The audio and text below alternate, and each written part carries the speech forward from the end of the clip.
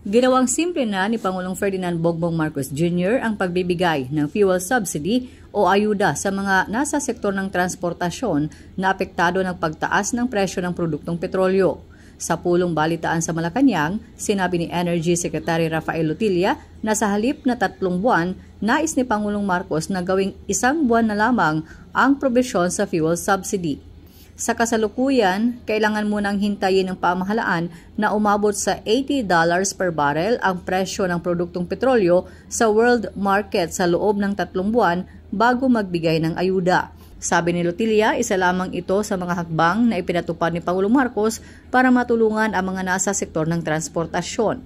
The President gave instructions on changing the language of the 2024 GAA provision on fuel subsidies for the transport sector in order to shorten the trigger period from 3 months to 1 month and simplify the release requirements.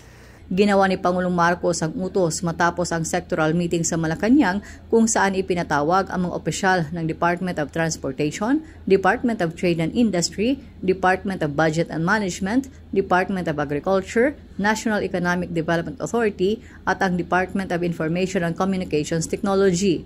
Pero nilinaw ng kalihim na hindi ito nangangahulugan na buwan-buwan ang fuel subsidy sa tuwing aabot sa $80 per barrel ang langis.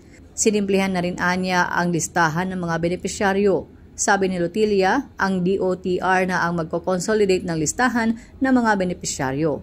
Sa kasalukuyan kasi ay hiwa-hiwalay ang pagbibigay ng lista sa DBM, ng DOTR, local government units at ng DILG.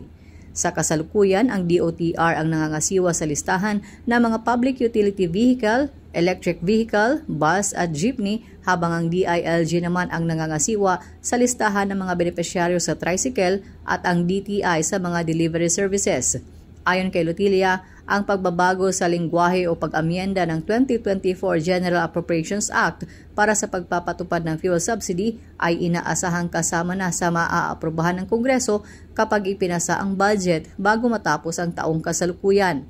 Nasa 2.5 billion pesos ang inilaang pondo ng pamahalaan para sa fuel subsidy sa susunod na taon. Mas mababa ito kumpara sa kasalukuyang 3 bilyong pisong budget ngayong taon. Umaasa si Lutilla na bababa na rin ang presyo ng produktong petrolyo dahil tumataas ang produksyon ngayon. Huwag lang ayon sa kalihim na lumala ang gulo sa pagitan ng Israel at Palestine dahil maaaring maapektuhan ang supply nito. Chona Yu, Radyo Inquirer, bayang nagtatanong, mamamayang nag-uusisa.